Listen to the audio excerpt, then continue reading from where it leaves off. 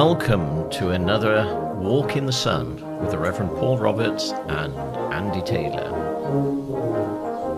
And today we're at Canon Frome Court. We've walked up the long driveway and are just now in the sun outside the court's chapel.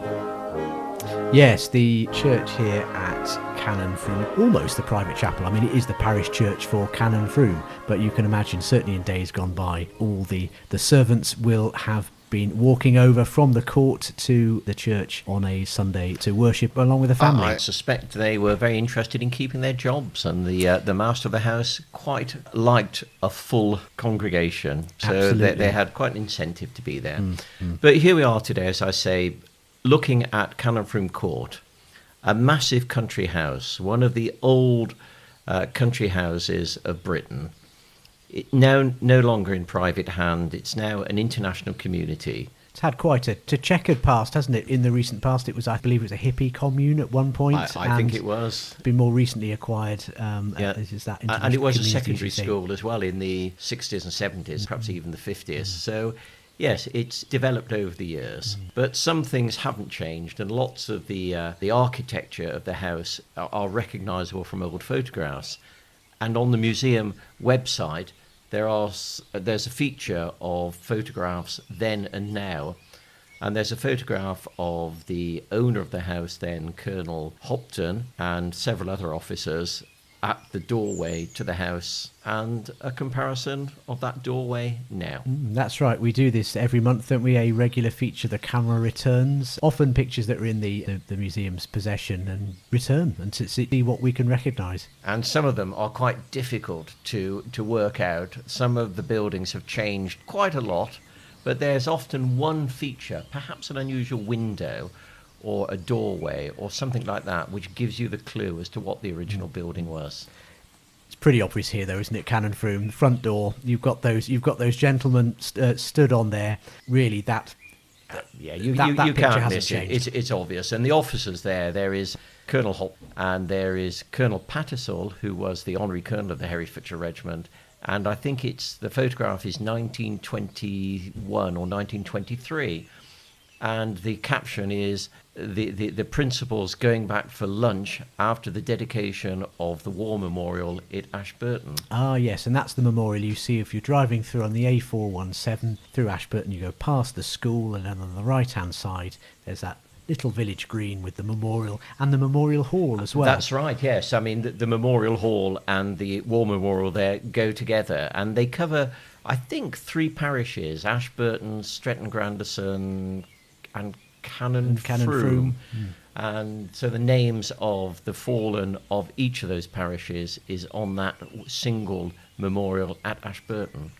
So we know Canon Frome Court was once owned by the Hoptons, and it no longer is owned by the Hoptons. But there must be a story there, Andy. Well, the Hoptons have faded into history. Even the local pub, which was the Hopton Arms, is now closed. So the Hopton name has almost disappeared, if not totally disappeared.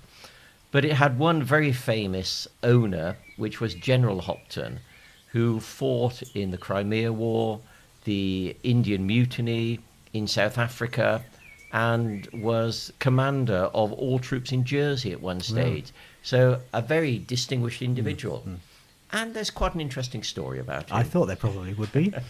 His medals were loaned to the Herefordshire Light Infantry Museum from the City Museum in the early 1980s. However, we've just recently revamped the museum, and we're looking at our displays, and we looked at General Hopton's medals and did some research on them, and we discovered that 2 of his medals were missing.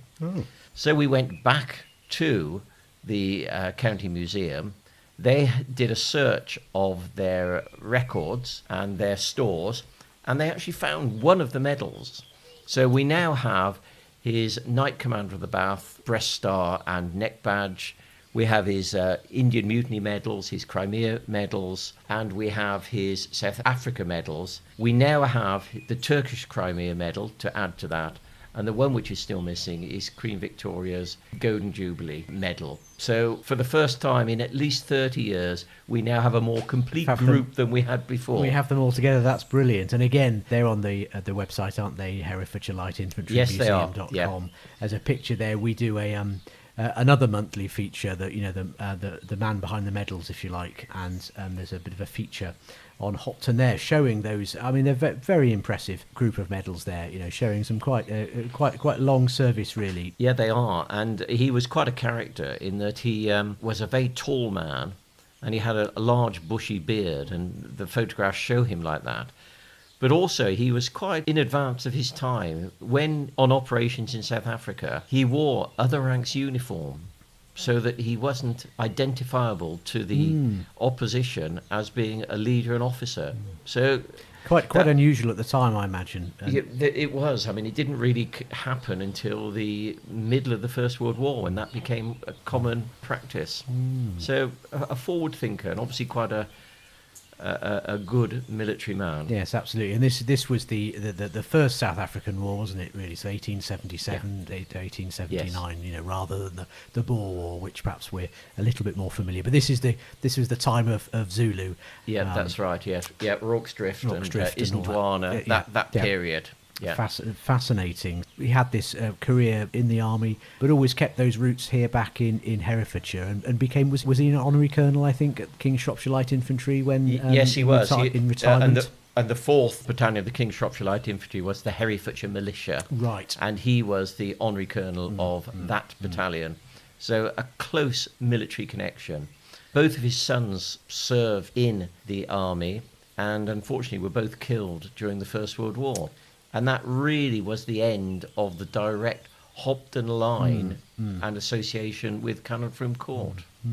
But that's not quite the end of the Hopton story, is it? No, there's another twist, because there is another Hopton army officer, Colonel Hopton, who was General Hopton's nephew-in-law.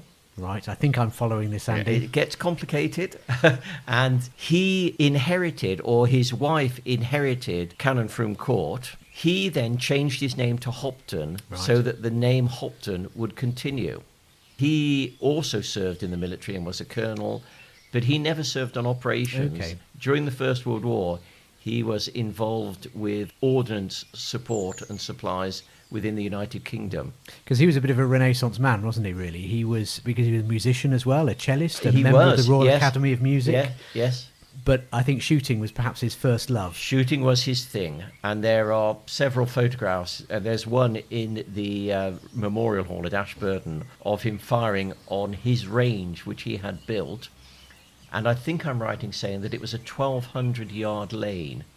And the day it was opened, he supervised the red warning flags being put up, went to the firing point, fired one shot, got a bull, and never fired on it again.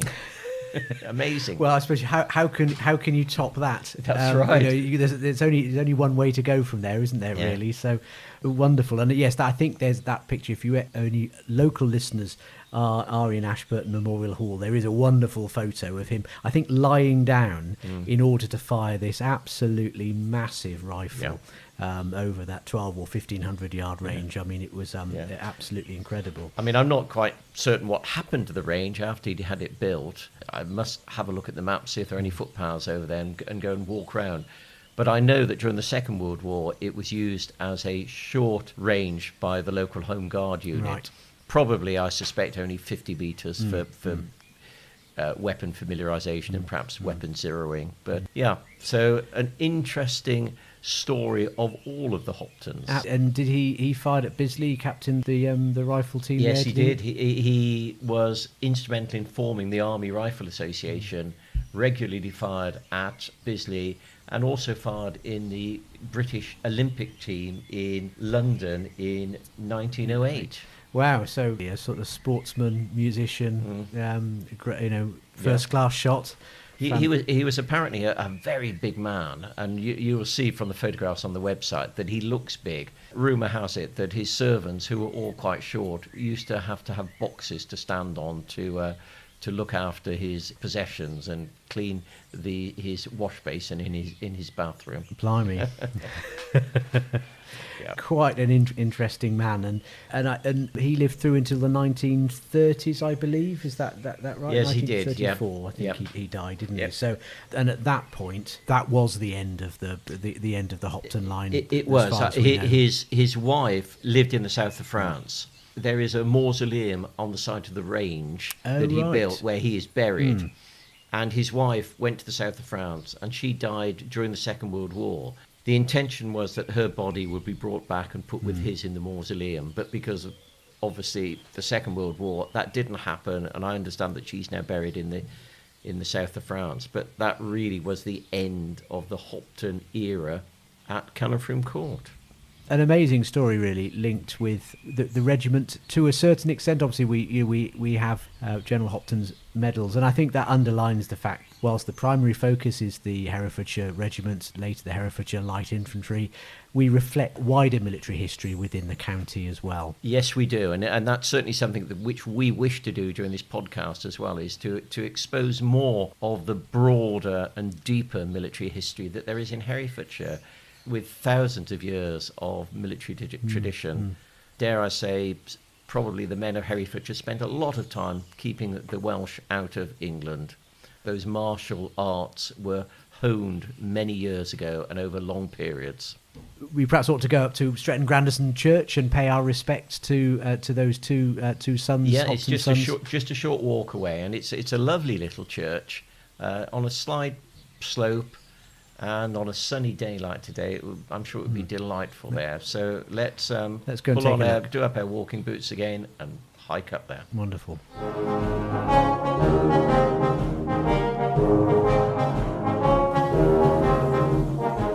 So we're here now at St Laurence's Church in Stretton Grandison. It is, as you say, Andy, it's a wonderful setting, set on a hillside, beautiful steeple spire that seems to fade away into nothing. Really finely built, and a wonderful cedar tree as well, with a black and white cottage in front. I mean, if you, it's quintessentially rural England. Absolutely. If you sort of imagine something on the front of a biscuit box, or I mean that is it is. pretty much it, isn't it? Yeah. We'll go and have a look inside the church now.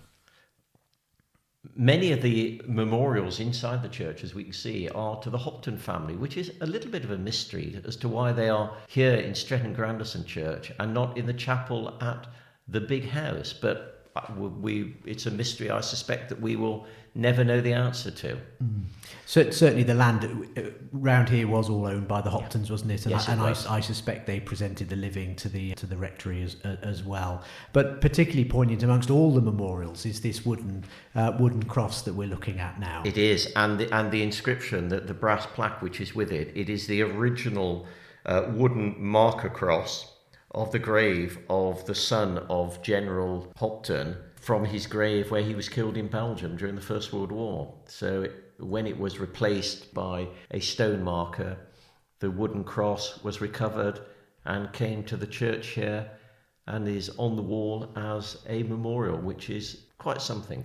And you do see this from time to time, don't you, in churches? Every now and again you will see one. But I'm always struck when I see one. There's an immediacy there, because of course this was the very first grave marker. If the family had gone out in the early days in the 1920s to visit the grave, this is the one they would have seen. This is what they would have seen. And I'm not certain which cemetery he was originally buried in, but of course some of the cemeteries had literally thousands of burials in them, and there would have been thousands of these crosses. The Commonwealth War Graves Commission flat headstones, the tablets which they use now, are pretty impressive, but I would think that row upon row of crosses would be even more impressive. Yes, anybody that can think of the closing credits of Oh What a Lovely War, they have those white crosses there at the end of that, and it is quite an arresting sight. This Hopton served with the Berkshire Regiment, with the Royal Berkshire Regiment, and he was killed, I say, in Belgium in July 1915. So fairly early in the war. He was a regular soldier. The other brother, and we can see his memorial there, was Edward Hopton, and he served in the Shropshire Yeomanry, which of course was the reserve cavalry. So in the same way, the Herefordshire Regiment were a territorial battalion, part-time soldiers. The yeomanry were the part-time cavalry. And Herefordshire did not have its own yeomanry, but men from Herefordshire served with, well, from the north of the county, served with the Shropshire Yeomanry. To the south of the county, they served with the Gloucester Hussars. Although they were called the Gloucester Hussars, they were actually yeomanry. It is very complicated. Indeed. Well, and I believe there were some yeomen from the sort of Colwell area on the Malvern Hills that served with the Worcestershire Yeomanry or the Queen's Own Worcestershire Hussars, depending on which way you quite how they were described. So, and of course, to be a yeoman, to be in the yeomanry, certainly before the war, you had to provide your own horse. Yes, you did, and all your equipment. And actually, lots of the local landowners provided the horses and all the equipment for their estate staff. So they provided 20 men. So they were therefore the officer in charge. But it took a lot of money to do that. And see, those men with lots of money were able to do it. Were able to. So Guy William Hopton here, I suspect a regular officer. He served in South Africa as well as in the First World War. And just looking it up while you were talking, Andy, there's a bit of mobile signal out here. I was able to just double check him on the Commonwealth War Graves Commission website. He's buried at Rifle House Cemetery in Belgium, which is a wonderful little cemetery inside the Plugstreet Woods, Plugstert Wood. Yeah. I visited a couple of times, and certainly the time I remember, if you do ever visit Rifle House Cemetery, do take some mosquito repellent. we got rather bitten to ribbons. Yeah, there are many battlefield sites which are like that. Indeed, but it was set up by units of the Rifle Brigade initially. And Edward, who has served with the Shropshire Yeomanry, it is stated that he died in Alexandria in March 1916. Which is quite interesting. It's a subject to do a bit more research, I think, because the Yeomanry Brigade served in Gallipoli at Suvla Bay alongside the Herefordshire Regiment, and they were all evacuated in December 1915 and early 1916. And if, as it says, he died, then he wasn't killed in action. He may have died of wounds or died of disease, which may have been contracted or suffered when he was at Gallipoli. So there's another avenue of research there for us. Absolutely. I think whenever we come across something like this, there are always some unanswered questions that we will hopefully return to next time. Yeah, absolutely. But I think now it's perhaps time we took a walk and found somewhere to quench our thirst. I think so. You mentioned the Hopton Arms is unfortunately no longer with us, but I'm sure we can find something. I think we'll have to walk a little bit farther, and perhaps we'll go towards the Ledbury direction or the Markle direction. And sounds like the Trumpet. I think the Trumpet sounds a good location to stop and sit outside in the sunshine and enjoy that pint. Good plan.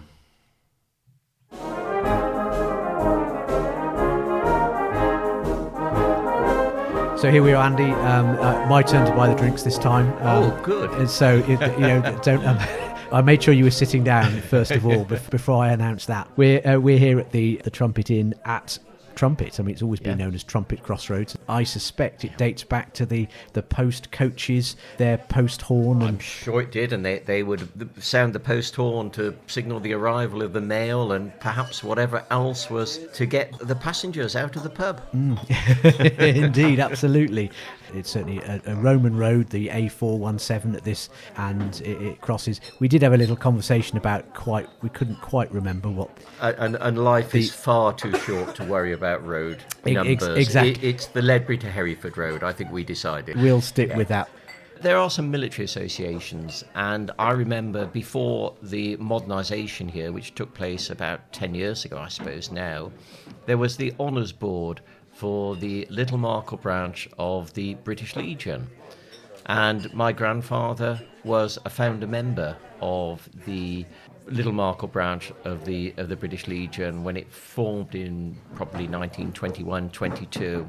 He'd served through the First World War with the Coldstream Guards. and had been gassed and wounded and was a farm worker in Putley. So very local to the Trumpet.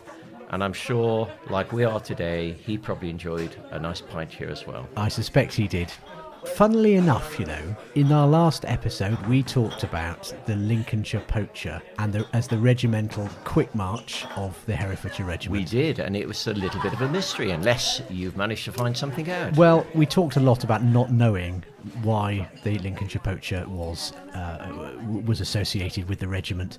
So I had to have a look into it. Of course. And I think I've got a partial answer for you, Andy. Oh, brilliant. It was the Regimental Quick March of the 36th of Foot. Ah, that would make sense. And the 36th of Foot went on to become the 2nd Battalion of the Worcestershire Regiment. But as you know, the 36th of Foot... In between, they were the 36th Herefordshire Regiment. That's right. All those numbered foot regiments, they were all given county designations, weren't they? And to begin with, they didn't really have very much to do with those counties. No, they didn't. In 1880, in the Army Reforms of 1880, it was decided that the regiments would become more affiliated with the counties. But for whatever reason, Herefordshire did not get a regular line regiment, and the 36th of Foot became the 2nd Battalion of the Worcestershire Regiment. So the Worcestershire Regiment was the 29th and the 36th, and Herefordshire didn't have a regiment. That's right. There was a rumour, wasn't there, that the good people of Hereford didn't want regular troops garrisoned in their city, messing the place up. Well, I think the rumour's a bit closer to home, actually, Paul. And as a man of the cloth, it's rumoured that the bishop did not want troops stationed in the county, so he would not allow any church land to be made available to build a barracks on, and he persuaded other landowners also not to make any land available.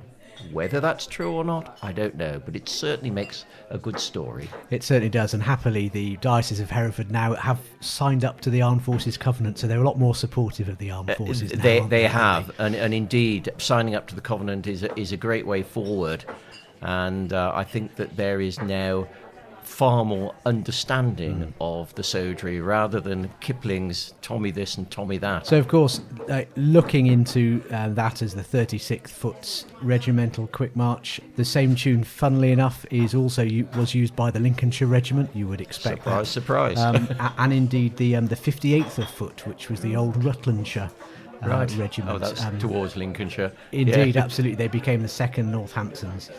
And there was always a close bond between the 2nd Worcesters, the 36th of Foot, and the Lincolnshire Regiment. They used to call themselves our cousins. However, of course, that's where the trail goes cold, because when you try to find out why the 36th of Foot used the Lincolnshire Poacher as their Regimental Quick March, according to all the documents I've been able to find, the adoption is still unknown. Oh, that's as it is. We solve one mystery only to create another one. That's often the way it happens, isn't it? And of course, it's brilliant to be able to use this really good recording of the Lincolnshire Poacher that was provided for us by the Haverhill Silver Band, based in Haverhill in Suffolk. I came across a recording they'd made in lockdown on YouTube.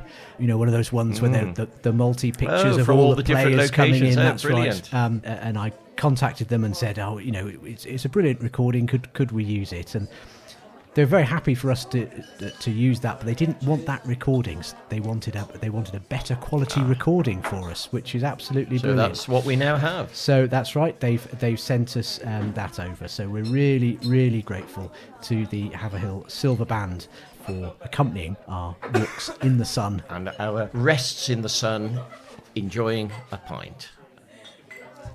Anyway, it's been really good spending this time walking in the sun. It's been another good walk today, Andy. I think we've learned... It's been excellent. A good walk. We've built up good thirst. We've quaked that thirst. And hopefully you've enjoyed our meanderings. So do check out our monthly features on the website, Herefordshire Light Infantry Museum.com. Subscribe to the podcast if you've enjoyed what you've heard. Do tell your friends, neighbours, tennis partners about this podcast, and we will see you next time we take just a walk in the sun.